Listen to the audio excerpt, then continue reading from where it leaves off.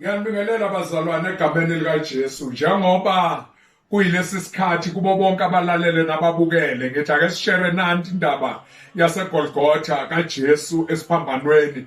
Kodwa singakafiki lapho ngicela siqale la sizofunda incwadi engeyamaHebheru 4 ivesi lika 14 nencwadi kaJohane wokuqala umbhabhadisi ivesi lika 29.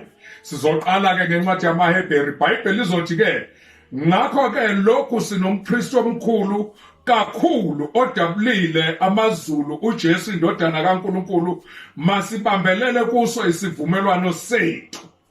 Haleluya. Bese siye encwadini elandelayo ezothi ke uJohane oqala umbhabhadisi ivesi lika 29. Ngamomuso wabona uJesu eza kuye wathi bheka ibundlu likaNkulunkulu elisusa izono zeswe. Siyayivala bazalwane. Nansi indaba enkulu engithanda ukuza nayo kaJesu esesiphambanweni. Okokuqala bayisesiphambanweni uvela engumpristi.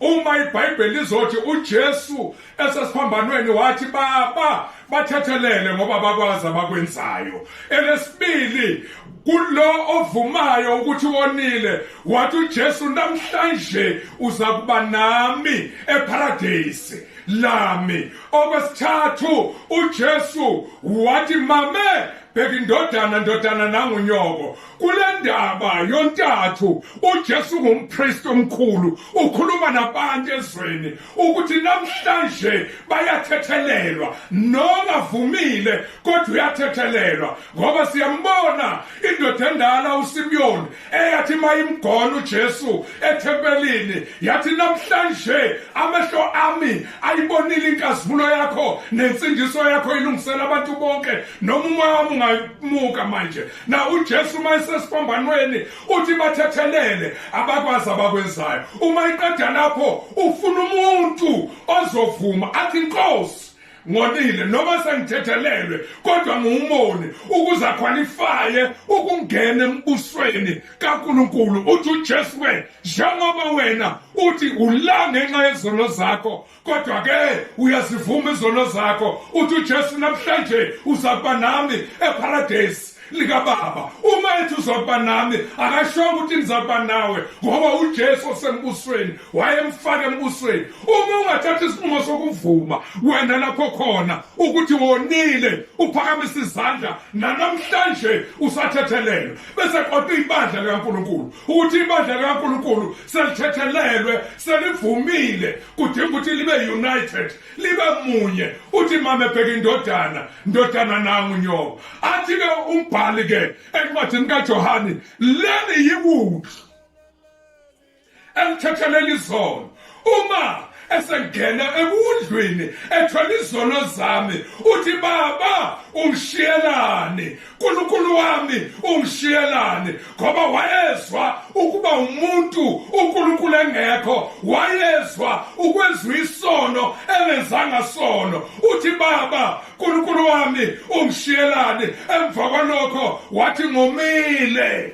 Haleluya. Uma singayibheka indaba yokoma akuyona lekavinika kodwa ngenxa yesikhathi ngeke siyaqhubeka naso. Kodwa uma ukuyincwadi kaLukas ka-22 kukhona lapho abhala khona umbhali ukuthi uma ebadlisa i-last supper ethi umzimba wakhe kuyigazi lakhe uthi lesintsha sengiyosiphuza sisishe embusweni. Siyadlula bazalwane. Uthi ngomile ngoba waye umuntu wayengumoni wayesono. Ubungazama nawe uvume ukuza kuye ngoba walithwala icala lakho. Uma iqeda lapho uthi umsebenzi enguzele ngufezile kufeziwe kuphelesiwe konke baba kufezile umsebenzi. iBhayibheli lithi ke wafa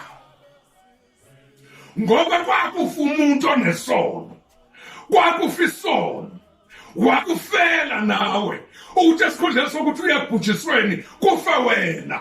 iBhayibheli lithi uma iqeda ukufa wabuyela esihlalweni sobukhosi wathi ezandleni zakho umoya wami ngiyawubeka. Wabuyela kuNkulunkulu uyise. Ngifuna ukusho bazalwane bonke ukuthi kungalandela njengoba izwi likaNkulunkulu lisho uze kuNkulunkulu ngoba wena wakufela ezonweni zakho. Leli gazi laphalala lalihlanza wena, leli gazi laphalala lalingenasono. Igazi lalinesono kwakungelakho, kwakuyigazi kusukela ku-Adamu emuva elaba nesono, kwaba umphefumulo owonileyo. Uma kufika uJesu, ngoba uJesu akazalwa ngesono sendoda, uma kwangashekwa i-DNA yakhe kwangavela igazi elivela emazulwini, njengoba ezalwa uyise emazulwini, njengo-Adamu wayezalwa uNkulunkulu, wabunjwa uNkulunkulu, waphefumulela kuye umoya. iBhayibheli lathi waba umphefumulo ophilayo, ngamagama waba yigazi eliphilayo, until uSathane ntshontsha ukuphila kuye. uJesu uma efika-ke uthi, Baba, bathethelele laba bantu ngoba bakwazi abakwenzayo. Uma bevuma izono zabo bayangena embusweni. Igazi lami lihlanza igazi labo libe ngcwele, lihlanza imiphefumulo yabo ibe ngcwele. Ngiyanxusa namhlanje ukuthi kule nkonzo yale nkonzo esikhuphukela kuyo eGolgotha, engathi abantu bonke ezindlini lapho bekhona, abantu bonke lapho bekhona emakhaya bangabuyela kuyena umqalisi nomphelelisi weyimpilo zethu, basondele bathi, Baba, sonile, ngicela ukukhuleka. Baba, egameni likaJesu siyabonga imiphefumulo evumayo ukuze babigezwe egazini lomphefumulo ongcwele, ibe ngcwele nayo, ukuthi namhlanje siyavuma Baba ukuthi uyinkosi ebusayo kuze kube phakade. Amen.